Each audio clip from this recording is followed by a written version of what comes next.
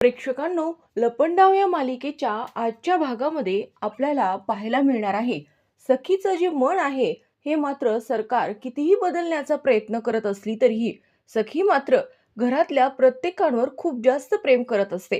गौतम काकाबद्दल सुद्धा सरकारने जे सखीचे मतभेद निर्माण केलेले असतात आणि कानावर सुद्धा जे काही सरकारने डाव चालवलेले असतात जेणेकरून सखी आणि कानामध्ये दुरावा निर्माण होईल, परंतु सखी मात्र कानावर मनापासून प्रेम करत असते. आजचा भाग सखीसाठी कानासाठी खूपच इमोशनल आहे. आपण पाहतो की खूपच भावनिक गोष्टी आजच्या भागामध्ये आपल्याला पाहायला मिळणार आहेत.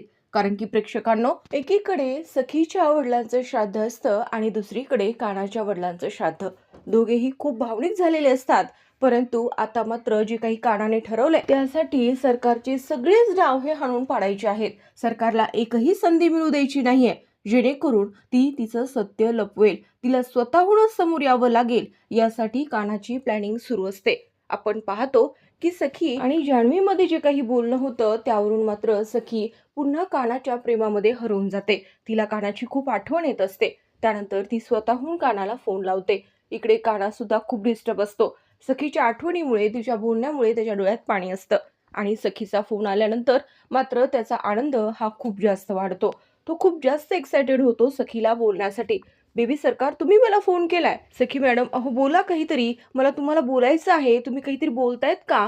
आणि तुमचा आवाजच येत नाहीये. बोला बेबी सरकार, बोला काहीतरी. तुम्ही स्वतःहून मला फोन केलाय. खरंच मला खूप आनंद झालाय. आणि तेवढ्यातच काना म्हणतो, थांब, खाली पडू नकोस, कारण की तिथे तुला झेलायला मी नाहीये. माझ्या बेबी सरकारच्या डोळ्यावरचे अश्रू हे जमिनीवर पडताच कामा नयेत. आणि खरं तर तू सखी मॅडमच्या डोळ्यामध्ये का आहेस? तिथे तुझी जागा नाहीच आहे. मुळात त्यांच्या डोळ्यात तुझं कामच काय आहे? माझ्या सखी मॅडमच्या डोळ्यात मला कधीच पाणी नकोय. मला फक्त त्यांच्या गालावर हसू हवं आहे, डोळ्यात पाणी नाही. आणि त्यानंतर मात्र काना म्हणत असतो की मी हे सगळं तुमच्या डोळ्यातल्या पाण्याला बोलत आहे, तुमच्या अश्रूंना बोलत आहे, ज्याची तुमच्या डोळ्यामध्ये काहीच गरज नाहीये. कान्हा सखीला समजावून सांगत असतो की रडू नकात. मला माहिती आहे की आता सगळीकडे अंधार आहे, मनामध्ये खूप सारं गोंधळ सुरू आहे, परंतु लवकरच हे सगळं शांत होणार आहे. लवकरच सगळीकडे प्रकाश पसरणार आहे. तुम्ही माझ्यावर एकदा विश्वास ठेवून बघा. कान्हा समजावून सांगण्याचा प्रयत्न करत असतो. परंतु प्रेक्षकांनो, आपण पाहतो की सखी मात्र रडत असते. तिचं मन हे कानाकडे वळत असतं. परंतु जे काही सरकारने केलेलं आहे, जे काही सरकारने सांगितले त्यावरून मात्र सखी डिस्टर्ब झालेली असते. आणि त्यानंतर मात्र काना म्हणतो की ठीक आहे, तुम्हाला बोलायचं नसेल तर नकाच बोलू, परंतु जर माझं थोडंफार तुम्हाला काही वाटत असेल, तुमच्या मनामध्ये माझ्याबद्दल थोडंफार प्रेम असेल, तर एकदा मला तुमच्या तोंडातून माझं नाव ऐकायचं आहे. असं म्हटल्यानंतर मात्र कबीर असं म्हणून सखी फोन ठेवून देते. दोघांच्याही मनामधलं हे जे प्रेम आहे हे मात्र एकमेकांना दूर असूनही, मतभेद असूनही धरून ठेवतं. आपण पाहतो की दुसऱ्या दिवशी सखी मात्र खूप फ्रेश असते आणि त्यानंतर तिची रात्र ही पूर्णपणे कानाच्या आठवणीत असते. आणि त्यानंतर सकाळी उठल्यानंतर आता बोटाने ब्रश करण्याचा विचार सखी करते. कारण की काना म्हटलेला असतो की बोटाने ब्रश करण्याची मजा काहीतरी वेगळीच असते. सखी खूप आनंदात असते आणि तिच्या चेहऱ्यावर हा आनंद दिसून येत असतो. बोटाने ब्रश करून ती फ्रेश होते आणि त्यानंतर मात्र पुन्हा कानाच्या आठवणीत रमते. तिला कळत नसतं की हे तिच्यासोबत काय होत आहे. कानापासून तर मी दूर आहे, परंतु कानापासून दूर जाऊ शकत नाहीये. आणि त्यानंतर जेव्हा सखी फ्रेश झाल्यानंतर मात्र सरकार तिला भेटायला येते आणि सखीच्या चेहऱ्यावरचा तो आनंद पाहून मात्र सरकारचा मनस्ताप होतो आणि तिच्या लक्षात येतं हे सगळं त्या कबीरमुळेच आहे. आणि त्यानंतर सरकार म्हणते, अरे वा सखी, तू खूप दिवसापासून मला आज आनंदी दिसत आहेस, काय कारण आहे? तेव्हा सखी म्हणते की नाही, काहीच नाही. आणि तेवढ्या सरकार म्हणते की हो, मला माहिती आहे, बहुतेक कानाच्या आठवणीमध्ये तू रमली होतीस आणि म्हणून तुझ्या चेहऱ्यावर हा आनंद आहे. त्या जान्हवीने येऊन काना आणि तुझ्यामधले मतभेद संपवण्याचा प्रयत्न केला, मला कळतंय सखी. आणि तिने किरणला माफ केलं, परंतु त्यांचं नातं हे असं नाहीये. ते नातं आज आहे, उद्या नाही. परंतु तुझं असं नाहीये. तुझं कबीर सोबत लग्न झालंय आणि त्यामुळे तुला झालेला जो त्रास आहे तू तो विसरू नकोस. त्याच्या आठवणीमुळे जरी तुझ्या चेहऱ्यावर हसू आलं, या हसण्यामध्ये त्याने दिलेला त्रास सुद्धा आहे आणि तो तुला जास्त आठवायला पाहिजे. तुझं आणि कबीरचं पुढचं आयुष्य काहीच नाहीये, हे मात्र लक्षात ठेव. आणि त्यानंतर मात्र सखी काहीच बोलत नाही. आई, तुला कसं कळलं? असं म्हटल्यानंतर मात्र सरकार म्हणते की माझं सगळीकडे लक्ष असतं सखी आणि मला सगळं काही समजतं. त्यानंतर मात्र सरकारने काही पुऱ्या या बॅगमध्ये आणलेल्या असतात आणि या पुऱ्या तुला एका मंदिराच्या तिथे दान करायच्या आहेत. तुझ्या वडिलांच्या श्राद्धानिमित्त हे आपण नेहमीच करतो आणि त्यामुळे तू एवढं करशील ना? आणि त्यानंतर आपण पाहतो की सरकार आठवण करून देते की फोटोचं काय झालं? तेव्हा मात्र सखी विसरल्यागत होते आणि ती म्हणते की कोणता फोटो?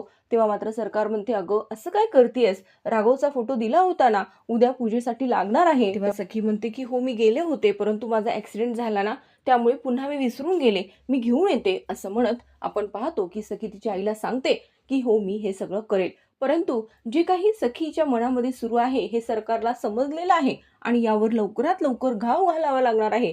तोपर्यंत हे सगळं माझं वैभव हे माझ्याजवळ राहण्यामध्ये नक्कीच अडचण येऊ शकते. त्यानंतर मात्र आपण पाहतो इकडे नंदाक्का मात्र डोळ्यावर ककडी ठेवून बसलेली असते आणि तेवढ्यातच तिथे सरकार येते. ती म्हणते की तुझ्या बोलण्यामुळे मी थोडी डिस्टर्ब झाले होते, परंतु आता मात्र ठीक आहे. हे सगळं वैभव हे माझ्याजवळ कसं राहील याची पूर्णपणे सोय मी केलेली आहे. सखीला अडचणीत आणण्यासाठी सरकारने खूप मोठा डाव टाकलेला असतो. ज्या पुऱ्या सखीला देण्यासाठी दिलेल्या असतात त्या साधारण पुऱ्या नसतात, त्यामध्ये सुद्धा या सरकारने काहीतरी मिक्स केलेलं असतं, जेणेकरून आपण पाहतो की सखीला त्रास होईल असं काहीतरी त्यामध्ये घडणार असतं.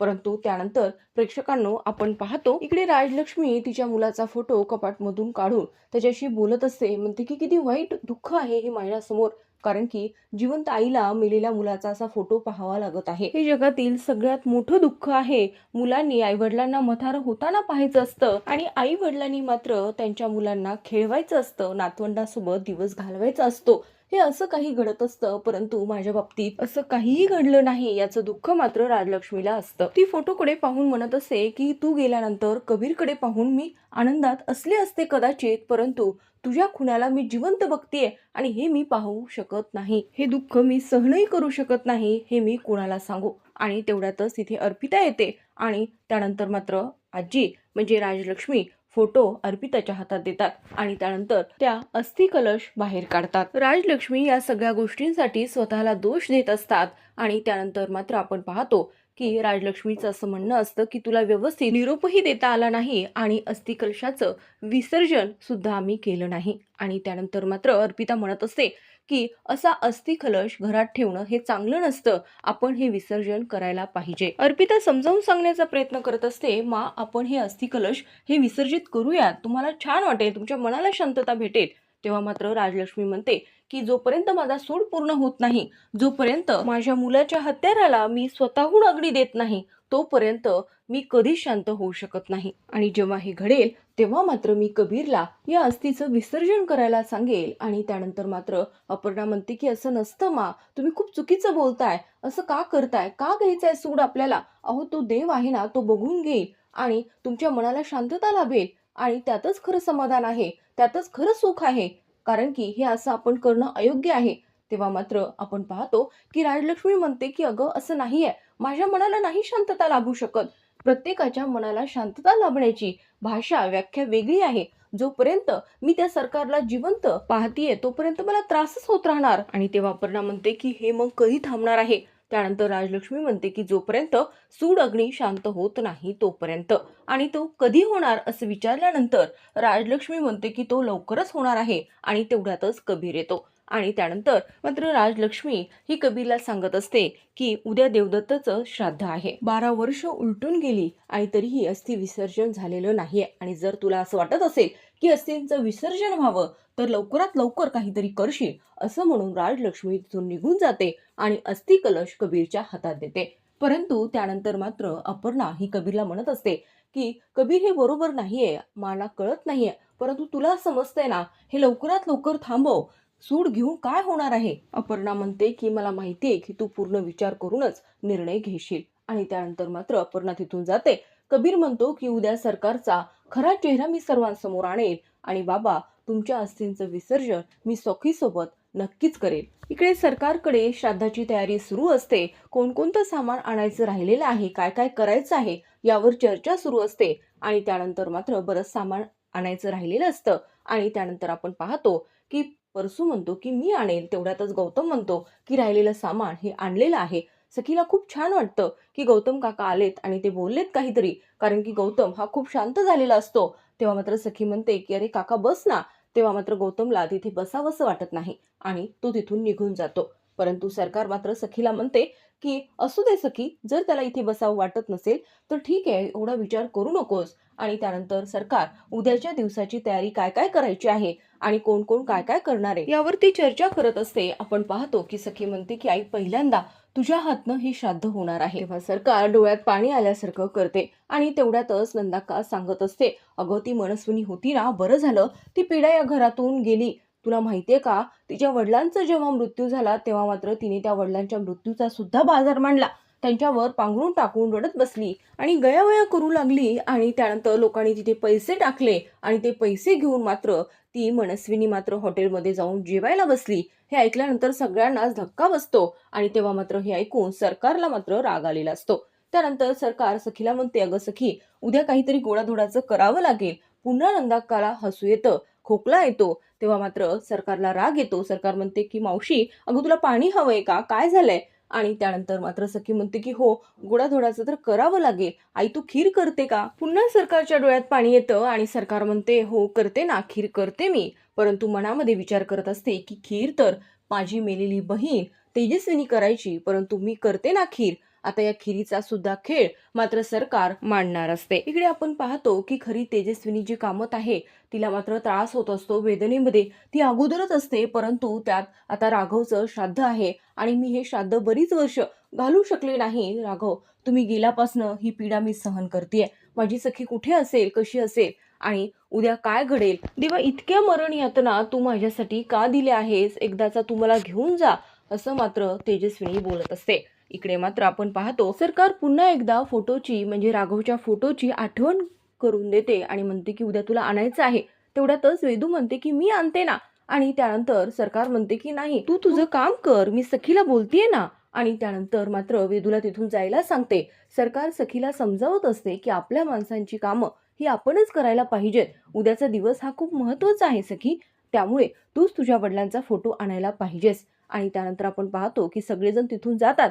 तेव्हा मात्र नंदाक्का विचारते की काय झालं, सखीने फोटो आणला तर काय होतं आणि त्या वेदूने फोटो आणला तर काय होतं, काय फरक पडतो फोटो कोणीही आणला तरीही? आणि तेव्हा मात्र सरकार म्हणते की कोणतंच काम मी विनाकारण करत नाही. ती नंदाक्का विचारते की काय करणार आहेस बाई तू, तुझं प्रेम खूपच उतू चाललंय. त्यानंतर सरकार म्हणते की हो, तू तर जाणारच ना, कारण की या सगळ्या वैभवाची मी मालकीण आहे आणि उद्या सखीला कळेलच की मी हे सगळं कशासाठी करतेय.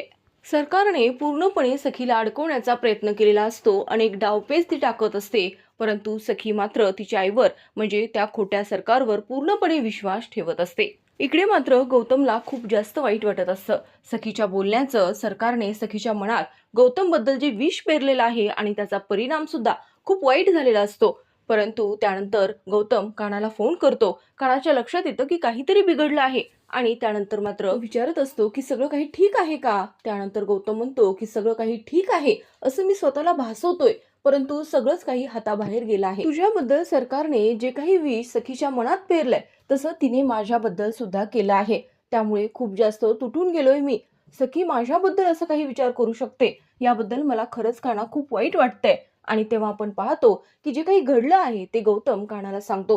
कानाला विश्वास बसत नाही की सरकार इथपर्यंत जाऊ शकते.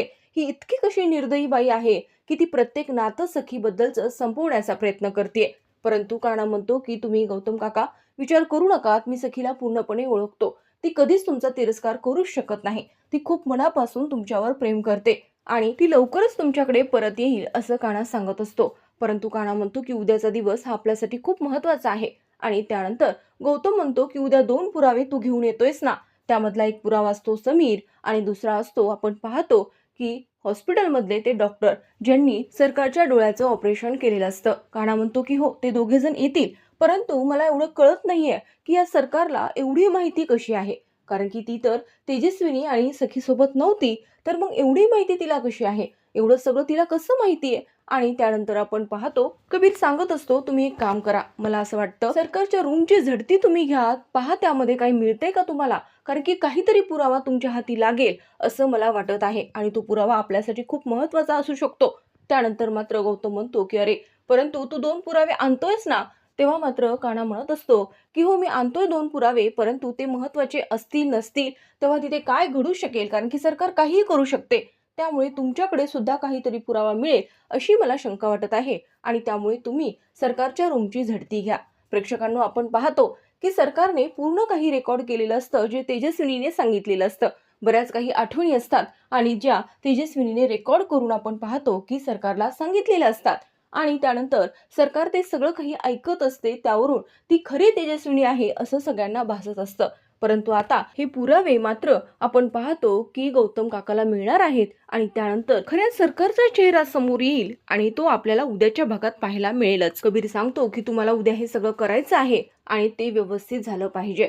त्यानंतर गौतम विचारतो की तू कधी येतोयस? तेव्हा मात्र कान्हा म्हणतो की मी थोडा उशिरा येईल, कारण की प्रेक्षकांना आपण पाहतो की कान्हाच्या वडिलांचं सुद्धा श्राद्ध असतं आणि ते सगळे विधी करून कान्हा घरी येणार असतो सरकारच्या. परंतु हे मात्र तो गौतमला सांगू शकत नाही आणि तो फोन कट करतो. गौतम म्हणतो की या मुलाच्या मनामध्ये काहीतरी खूप मोठं दुःख आहे, काहीतरी लपवण्याचा प्रयत्न करतो.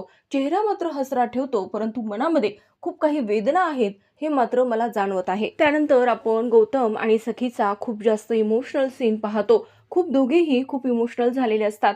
गौतमला त्याच्या भावाची आठवण येत असते आणि त्यानंतर तो आकाशाकडे पाहून बोलत असतो, राघव दादा खूप मिस करतोय. तेवढ्यातच तिथे सखी येते. सखीच्या हातामध्ये बाऊल असतो, त्यामध्ये ऑइल असतं आणि त्यानंतर सखी बोलत असते की आय मिस यू टू बाबा, मला सुद्धा तुमची खूप आठवण येते. सखी गौतमकडे पाहते, गौतम सुद्धा सखीकडे पाहतो. दोघेही खूप इमोशनल झालेले असतात. दोघांच्याही डोळ्यात पाणी असतं आणि त्यानंतर मात्र गौतम स्वतःहून सखीला बोलतो. तो म्हणतो, सखी मला माहिती आहे तू माझ्याशी बोलायला आलीस. गौतम मला नेहमी म्हणत होता, अरे गौत्या, एवढं प्रेम माझ्या सखीवर करू नकोस, एवढा जीव लावू नकोस, एवढे लाड तिचे पुरू नकोस. ती मला बाबा म्हणण्याच्या ऐवजी ती तुला बाबा म्हणेल. परंतु सखी ते खरंच घडलं अगं. तू राघवचा शब्द तू खाली पडू दिला नाहीस. तू मला काका म्हणतेस, परंतु तू मला बाबाचंच तुझ्या मनामध्ये स्थान देतेस. तुला राघवची आठवण येते ना? माहितीये मला, कारण की जेव्हाही तुला राघवची आठवण येते तू मात्र तेव्हा माझ्याकडे येतेस आणि तेव्हा माझ्याकडून चंपी करून घेतेस, कारण की तुझं असं म्हणणं आहे की तुझ्या डोक्यातले वाईट विचार सगळे निघून जातात. तेव्हा मात्र सखी म्हणते की हो, निघून जातात, कारण की तुझ्या हातामध्ये तशी जादूच आहे. सखी गौतमला पुन्हा काका म्हटलेली असते आणि हे ऐकून गौतमला खूप बरं वाटतं आणि तो म्हणतो, सखी मला खरंच खूप छान वाटलं, खूप आनंद झाला की तू पुन्हा मला काका म्हटलीस. दोघेही खूप इमोशनल झालेले असतात आणि त्यानंतर गौतम सखीची चंपी करून देत असतो, तिला तेल लावून देत असतो. तेव्हा मात्र गौतम सखीला बोलतो, सखी माझ्याकडे असं काही नाहीये तुला देण्यासारखं, परंतु मी तुला एक गोष्ट नक्कीच सांगू शकतो की जे काही दिसतंय त्यावर पूर्णपणे विश्वास न ठेवता उघडे डोळे नीट ठेवून बघ, काहीतरी शोधण्याचा प्रयत्न कर. समोर जे दिसतंय त्यावर पूर्णपणे विश्वास ठेवू नकोस सखी, कारण की जे समोर दिसतं ते नेहमी खरंच असतं असं नाहीये.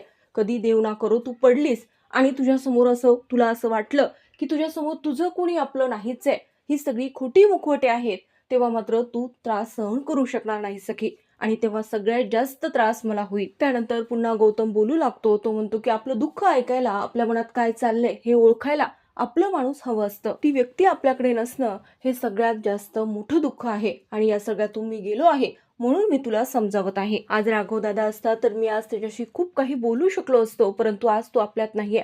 राहिला प्रश्न तुझा, तर तुझ्या मनामध्ये माझ्याबद्दल खूप सारे गैरसमज हे निर्माण झाले आहेत. सखी रडत असते. गौतम पुन्हा बोलू लागतो. तो म्हणतो की सखी मी जे काही भोगलंय ना ते तुझ्या वाट्याला येऊ नये एवढंच मला वाटतं, सावध राहा असं म्हणून गौतम तिथून निघून जातो. सखी मात्र पुन्हा एकदा या सगळ्या विचारामध्ये बुडून जाते. तिला कळत नसतं की तिने काय करायला पाहिजे, कोणत्या गोष्टींबद्दल गौतम काका बोलून गेलेला आहे. यामध्ये पुन्हा एकदा सखी ही कबीरच्या आठवणीमध्ये रमते, कारण की कबीर या सगळ्या गोष्टींचा गुंता हा सोडवू शकला असता. नेहमीच माझ्या मनामध्ये झालेलं वादळ हे कबीरनं सोडवलेलं आहे हे सखीला जाणवत असतं. प्रेक्षकांनो, आपण पाहतो की आईच्या प्रेमाला मुकलेली सखी खरी प्रेमाला सुद्धा मुकतीये आणि याचा त्रास तिला होतोय, परंतु लवकरच कबीर सरकारचं सत्य समोर आणणार आहे. दुसऱ्या दिवशी आपण पाहतो की इकडे सरकारने सखीला आता फोटो आणण्यासाठी पाठवलेला आहे. त्या पुऱ्या त्या सुद्धा देण्यासाठी पाठवणार आहे. त्यानंतर आपण पाहतो की तिसरी गोष्ट म्हणजे खीर. आता त्या खिरीमध्ये काहीतरी मिक्स केलं आहे का, कारण की जेव्हा खीर बनत असते तेव्हा मात्र तिथे विषाची बॉटल असते. नंदाका खीर चाखणार असते. तेवढ्यातच सरकार तिला ती बॉटल दाखवते. तेव्हा मात्र तिलाही धक्का बसतो की या खिरीमध्ये विष आहे. आपण पाहतो की कान्हा पुरावे घेऊन येणार आहे, परंतु खरंच पुरावे हे उपयोगी पडतील का?